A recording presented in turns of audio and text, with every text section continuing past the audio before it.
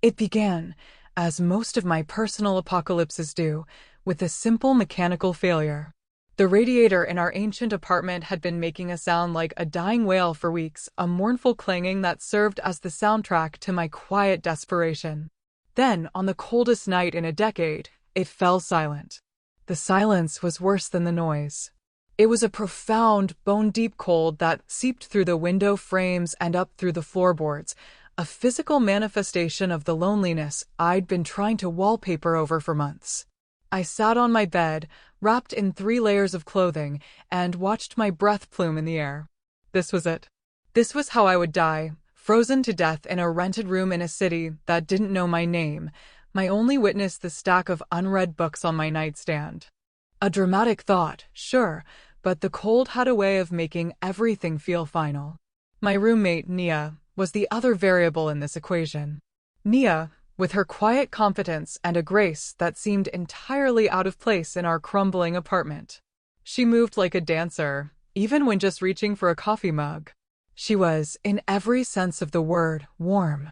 A walking hearth. And she was, I had told myself 1,000 times, irrevocably straight.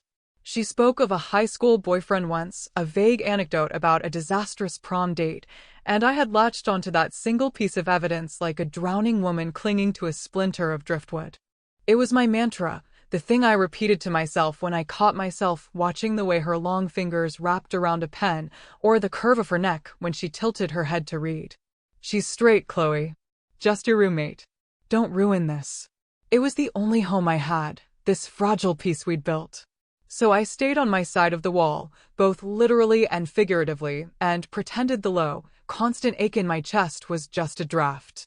I heard her moving around in the living room, the soft thud of her feet on the hardwood floor. A part of me wanted to stay hidden, to burrow under my pathetic pile of blankets and wait for morning. But the cold was a persistent, insistent thing. It was a physical force pushing me out of my room, toward the only other source of heat in the building. I found her standing in front of the dead radiator, her hand pressed against its icy surface, a frown pulling at the corners of her full lips. She was wearing a thick gray sweater that swallowed her frame, but couldn't hide the elegant line of her shoulders. "It's officially dead," she announced, her voice a low murmur that seemed to absorb the oppressive silence. She didn't look at me, but I felt her awareness of me in the room, a subtle shift in her posture. "I called the landlord," he said, and I quote, "put on a jacket." I managed a weak, humorless laugh. Of course he did. My teeth were chattering, a betrayal my body insisted on. I hugged myself tighter, trying to shrink, to disappear. Nia finally turned, and her dark eyes, usually so calm and unreadable, were filled with something that looked like concern. It was so direct, so focused, that I felt a jolt, a current of warmth that had nothing to do with temperature. "You're freezing," she stated. It wasn't a question.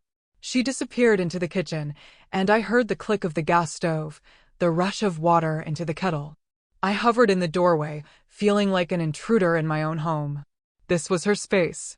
The kitchen, the living room, they always felt like hers. I was just a temporary occupant in the orbit of her life. She was the sun, and I was some forgotten moon, reflecting her light and pretending it was my own.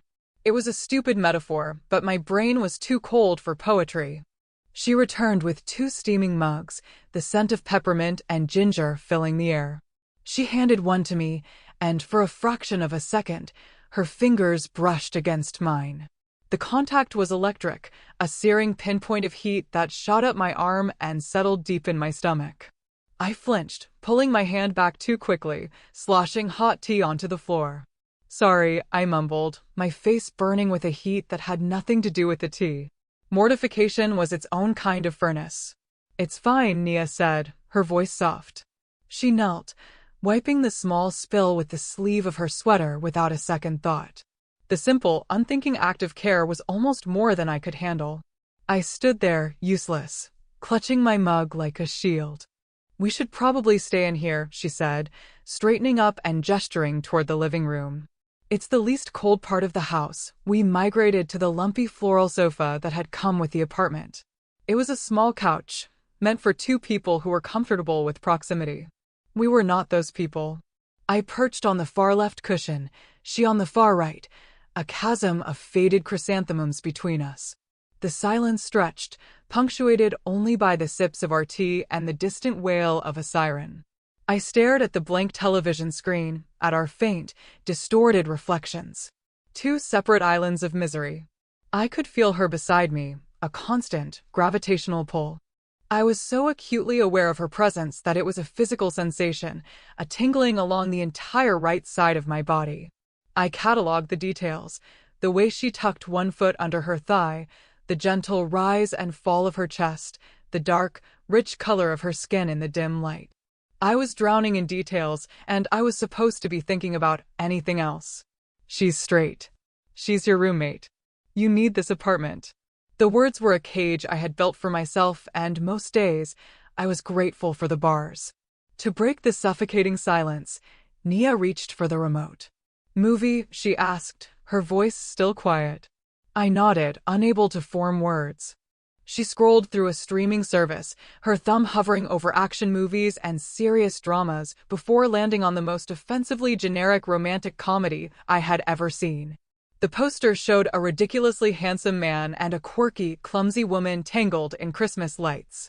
This looks awful, Nia said, a hint of a smile in her voice. Perfect, she pressed play.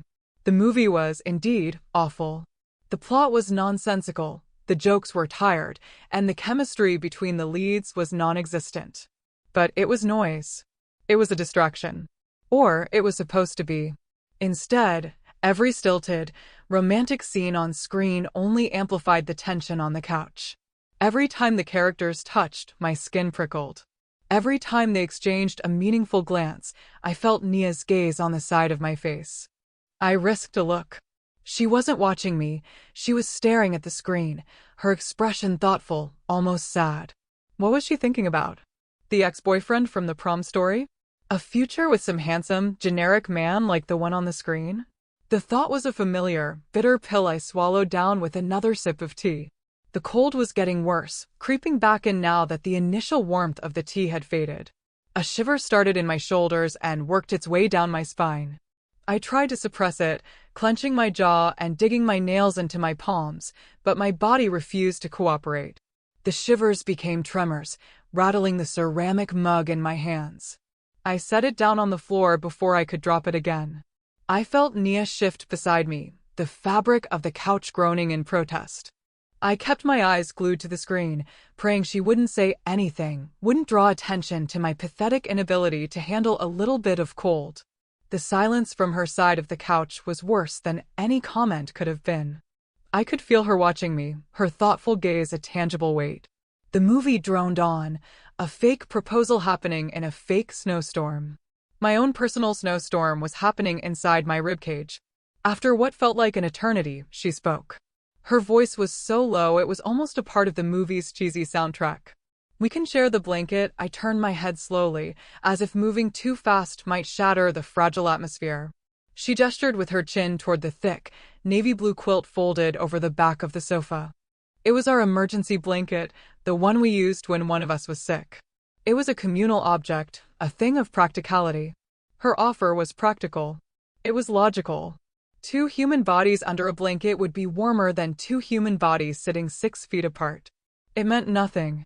My mind supplied the logic, but my heart, that traitorous organ, began to pound a frantic, hopeful rhythm against my ribs. Say no, my brain screamed. It's a trap. It's a line you can't uncross. But the words that came out of my mouth were a choked, barely audible. Okay, the single word hung in the air between us, impossibly heavy. Nia moved with that deliberate grace of hers, standing to retrieve the quilt. She shook it out, and for a moment, the dark blue fabric billowed up, obscuring her from view. When it settled, it was over both of us. The immediate effect was warmth, a cocoon of soft cotton and shared body heat. The secondary effect was proximity. The blanket wasn't quite big enough for 2 people trying to maintain a respectable distance. It pulled us together, inch by reluctant inch, until my shoulder was pressed against hers, my thigh flush with her thigh. The simple contact was overwhelming. I could feel the solid strength of her, the steady, living heat of her body seeping into my own. I forgot how to breathe. We sat there for a long time, not speaking. The rom-com ended, and the credits rolled in silence. The streaming service, in its infinite wisdom, immediately started playing another one. Neither of us moved to stop it. I was hyper-focused on the points of contact between us: shoulder, hip, leg. Every breath she took, I felt. It was an intimacy more profound than any I had ever known, and it was all happening under the guise of staying warm. I could feel the frantic beating of my own heart and wondered if she could feel it too, a vibration traveling through the couch cushions. I braced myself for her to pull away, to declare the experiment a success and retreat to her side of the sofa, the invisible wall between us rebuilt. I closed my eyes, preparing for the inevitable return to the cold. But she didn't move away. Instead, she shifted, a small adjustment that brought her even closer. And then I felt it. Under the dark, secret space of the blanket, something brushed against the back of my hand. Her fingers. Light as a whisper, hesitant. A question. My entire world narrowed to that single point of contact. Every rational thought, every self-preservation instinct, evaporated. There was only the ghost of her touch and the roaring in my ears. I didn't pull away. Time seemed to slow down, stretching into a thick, syrupy eternity. Slowly, deliberately, I uncurled my fist and turned my palm upward, an invitation. Her fingers found mine again, this time with more certainty and intertwined with them. Her hand was so warm, her grip so gentle yet firm. It felt like an anchor. It felt like coming home. I finally opened my eyes and turned to look at her. Her face was only inches from mine, and in the dim blue light of the television, I could see everything I had been afraid to see before. The vulnerability, the question, the same aching longing that lived inside of me. The wall was gone. There was no more straight, no more roommate, no more fear. There was only Nia. Chloe? Her voice was a thread of sound, fragile and raw. My name on her lips was a revelation. I couldn't speak. I could only look at her, trying to pour every unspoken word, every hidden feeling from the last 6 months into that one gaze. I gave a small, jerky nod. It was all the permission she needed. She leaned in, and the last inch of distance between us disappeared. Her lips were softer than I could have imagined, and the kiss was tentative at first, a gentle exploration. It was not the desperate, frantic kiss of a cheesy rom-com. It was quiet, it was questioning, and it was devastatingly real. It tasted of peppermint tea and a confession that had been held back for far too long. I felt a tremor run through her, or maybe it was me. I brought my free hand up to cup her jaw, my thumb stroking the smooth skin of her cheek.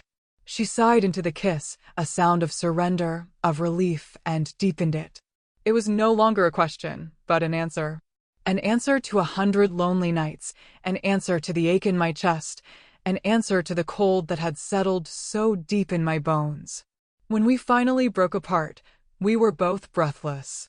Her forehead rested against mine, our hands still tightly clasped under the blanket. The second rom-com was playing, some other couple falling in love on screen, but their story was a pale, flimsy imitation of the universe that had just cracked open on our lumpy floral couch. "I'm not," she whispered, her breath warm against my lips. "I'm not straight." The words were a key turning in a lock I didn't even realize I was trapped behind. "I haven't been for a very long time. I saw how careful you were. How you kept your distance. I thought you didn't. I thought I was making you uncomfortable." A laugh escaped me, a watery, incredulous sound. "Uncomfortable? Nia, I've spent the last 6 months building a fortress around myself, so I wouldn't do exactly what I'm doing right now." I squeezed her hand. "I heard you mention a boyfriend once. From high school." A small, sad smile touched her lips. "Daniel." It was a performance. One I kept up for a very long time for my family. It was easier than explaining. But it was never real. She pulled back just enough to look me in the eyes again. "This," she said, her gaze dropping to our joined hands, and then back to my face, "feels real." The confession unspooled between us in the quiet dark. She told me about the pressure from her family, the years of feeling like she had to be a certain person, the exhaustion of it all. I told her about the last time I had let my guard down, a relationship that had ended in a betrayal that left me shattered, convinced that caution was the only way to survive. We exchanged our histories, our wounds, our fears. We filled the space between us with truths instead of assumptions. The apartment was still freezing, the radiator was still broken, and the landlord was still a cheapskate. Nothing external had changed, but everything was different. The cold couldn't touch us. We had the blanket, and we had this fragile, terrifying, beautiful new beginning. Eventually, the words tapered off into a comfortable silence. Her head found my shoulder, and my arm went around her, pulling her closer until there was no space left between us at all. We weren't Chloe and Nia, the roommates. We were just two people who had finally found a source of warmth. I rested my cheek on the top of her head, inhaling the scent of her hair, and closed my eyes. We fell asleep just like that, tangled together on the couch, the credits of some forgotten movie rolling on the screen as the first light of dawn began to creep through the blinds. The silence in the apartment was no longer oppressive. It was peaceful. It was home.